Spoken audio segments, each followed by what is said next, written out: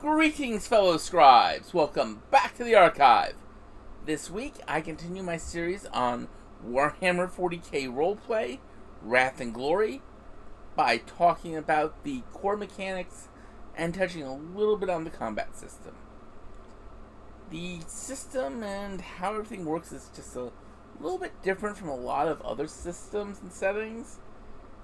So I think this is a really good example of just the variety of what can come out in role-playing games. So sit back, relax, and enjoy as we talk about what makes the system work for Wrath and Glory. So the core of Wrath and Glory is a very straightforward mechanic. You build your dice pool of 6-sided dice by totaling up your attribute and your skill. And you add those up, that's the number of dice you roll. One of these dice, the Wrath die, is a different color from the rest. If you roll a 1 on a Wrath die, there's a Wrath complication. If you roll a 6 on a Wrath die, there is a Wrath critical. And this is kind of funky because you can succeed and have a complication. You can fail and have a critical. And that's one of those more interesting things in the system. Basically, a critical means something really good happens, and a complication is something bad happens. It could be something like you fired correctly, hit them, but then your magazine jammed as a result. Or you hit them, you wounded them, but now your chainsword got stuck in their bones. Something like that, if it's in combat. Critical is something good happened. So if you succeeded, you could have a case of you got a messy critical, because their criticals are messy. But if you failed, it might be something like you missed them, but hey, your stray shot hit something else. Like your stray shot hit the gate control and blocked their escape. That sort of thing. But what's interesting is how the system kind of works. Every 4 or 5 is a normal success. Grants 1 icon. Every 6 counts as an exalted icon, which counts as 2 successes. And that's the core mechanic in and of itself. There's stuff you can do with icons to, like, if you get exalted icons, you can actually shift those over to your damage dice if you want. I.e., reduce your margin of success to give yourself extra damage dice in combat, for example. Or if it's something else that has a result that you have to roll for afterwards, you can shift those exalted icons over. And a Wrath critical still counts as an exalted icon as well. And that's sort of the core mechanic of it. Combat is a little wonky.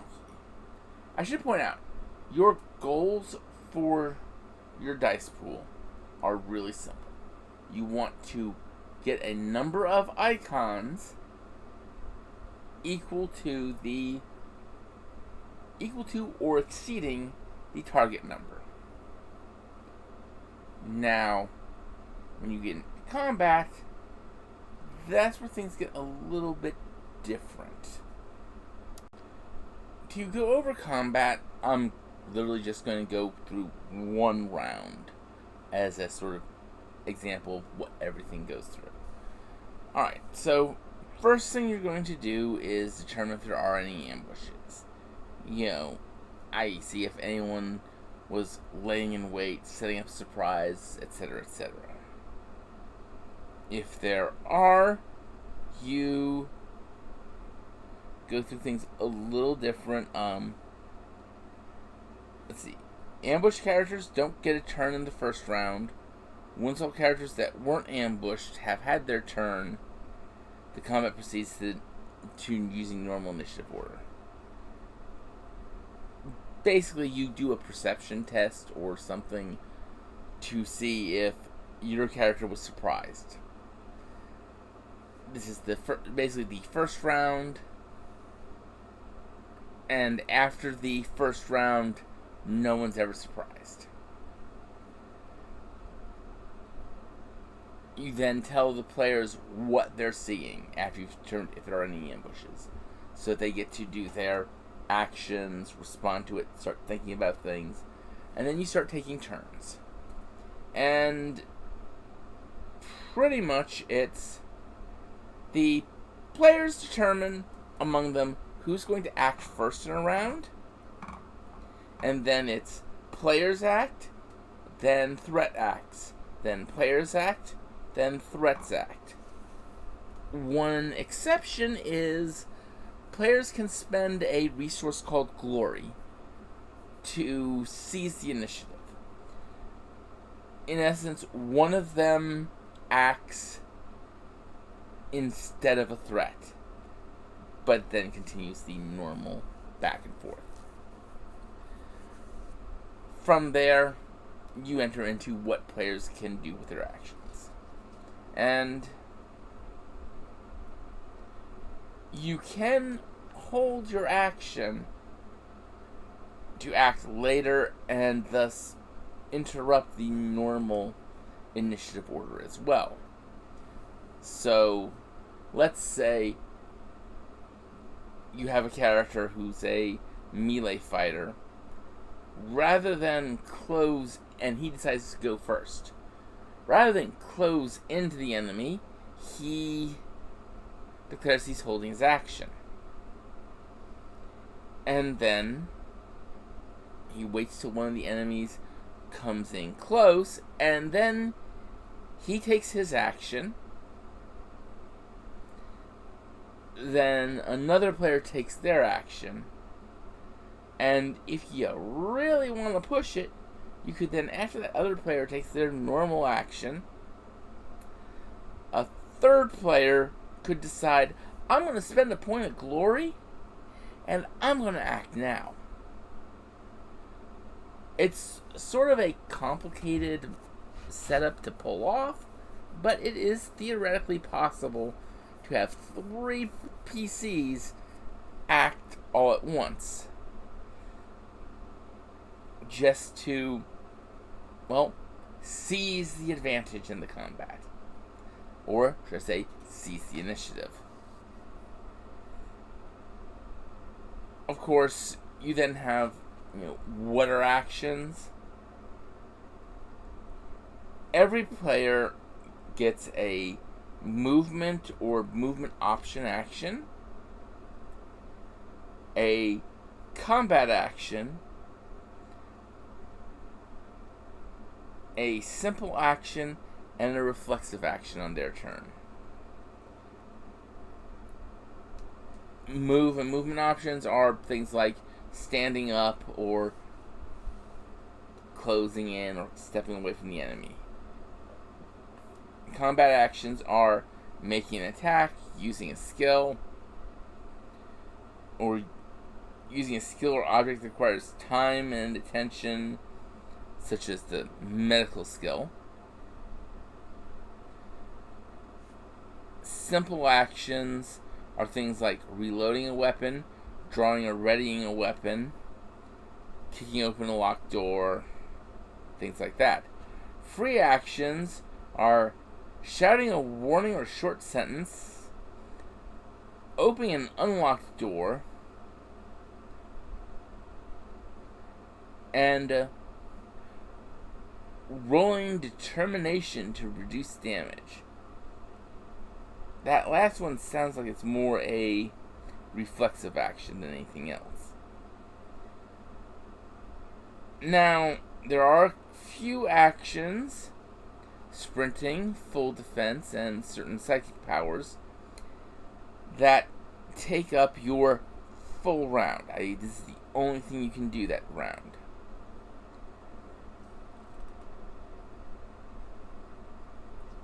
But these are, of course, all examples.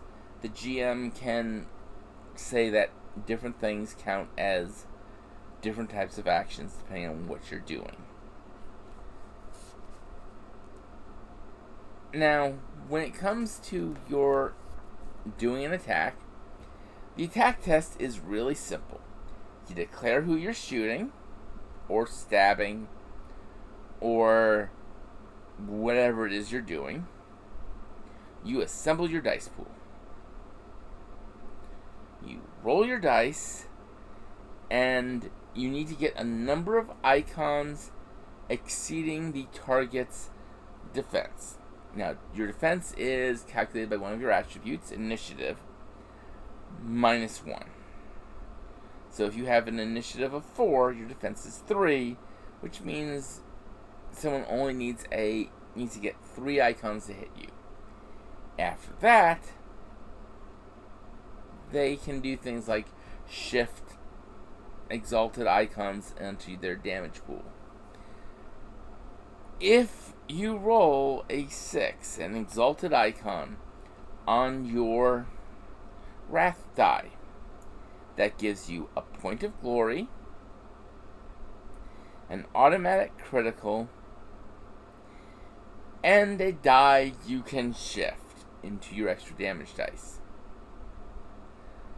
Note that you can immediately turn around and spend that point of glory that you got to increase the critical.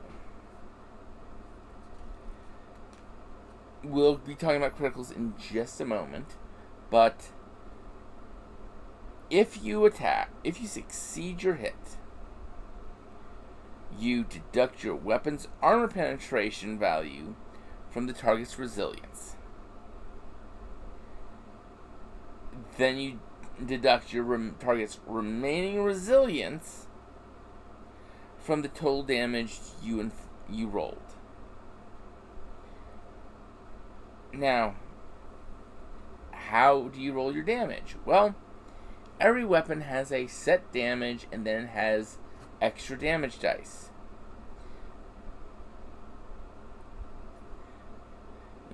So you roll your weapon's extra damage dice,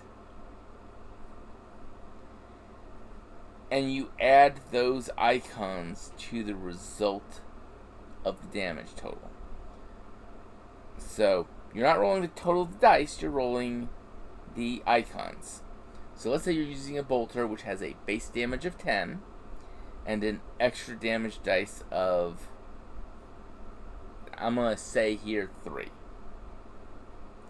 And I'm probably off on that. So you will generally roll 3 extra damage dice. And for every 4 or 5, you add 1 to the damage. Every 6, you add 2.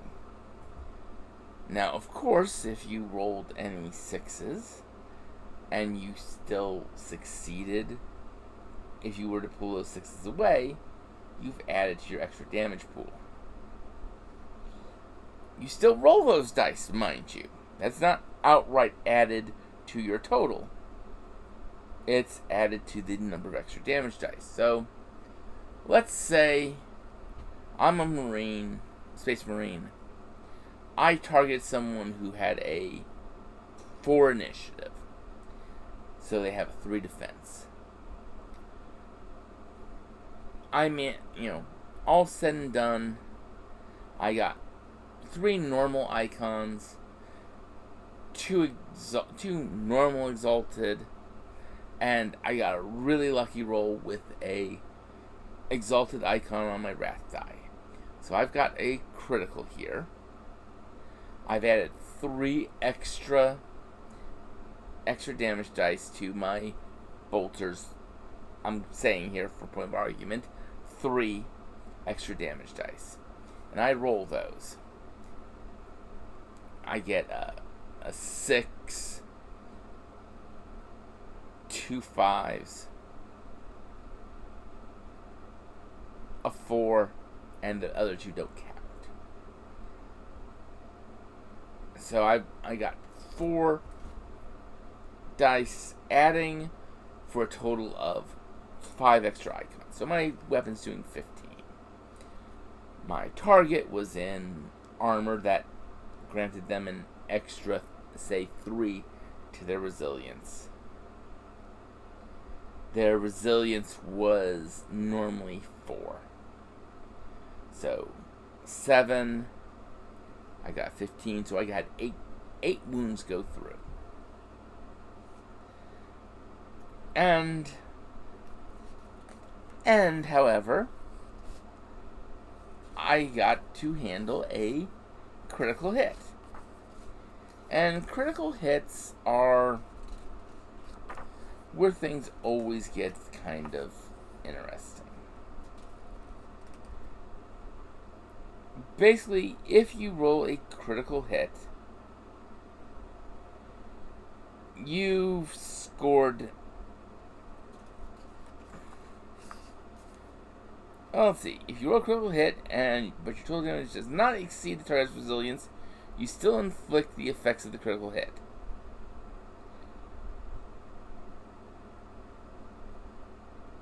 Critical hits. A critical hit that doesn't exceed the target's resilience inflicts 1 wound, but no other effects.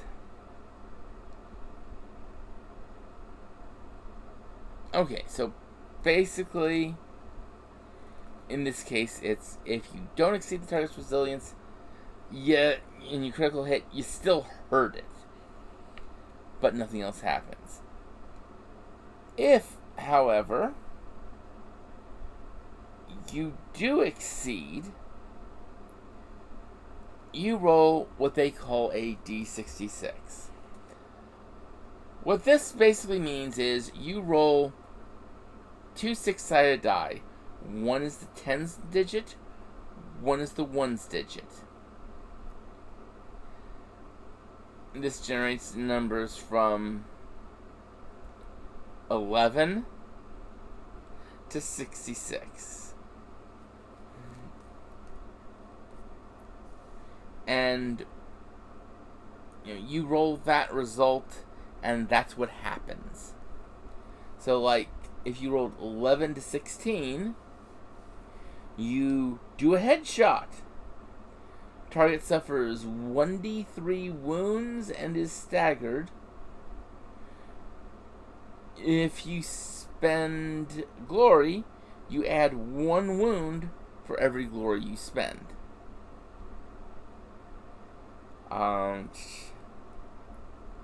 If you roll a 66, grisly amputation. Foe's limb is removed with extreme prejudice, leaving their body in a crimson arc. Target suffers 1 mortal wound, that's an unsoakable wound, and 1 limb is destroyed. Roll 1d6.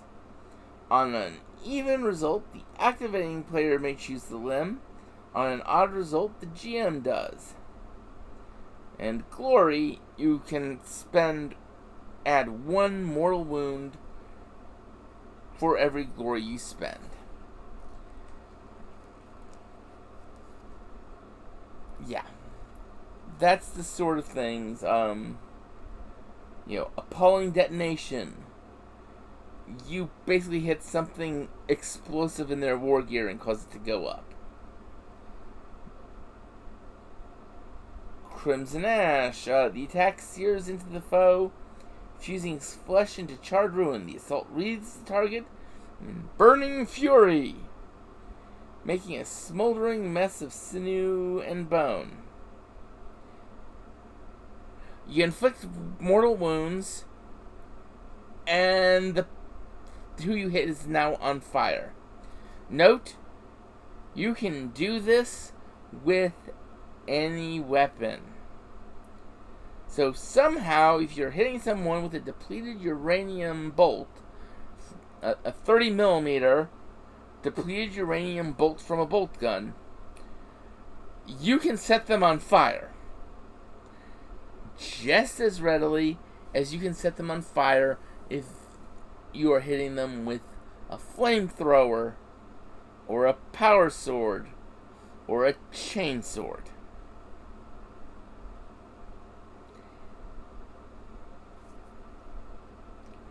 Hey, it's 40K. In the grim darkness of the future, everything is flammable. And everything can set afire. But this is my brief overview of the mechanics, a brief touch on the combat system.